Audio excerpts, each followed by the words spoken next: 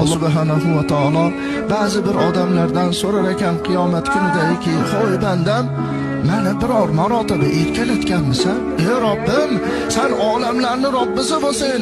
Mulukut dunyo va oxira, dunyo va oxiratning egasi bo'lsin. Qanday seni erkalatiladi?"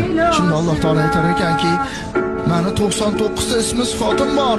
Shu 99 ta ismi sifatimni hech bo'lmasa 10 tasini aytganingda edi men erkalanardimdir." Ben erkalanardim.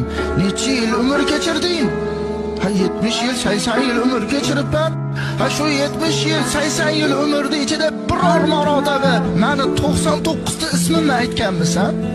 Hech bo'lmasa 10 tasini aytganmisan? 70 yil umr kechiribsan.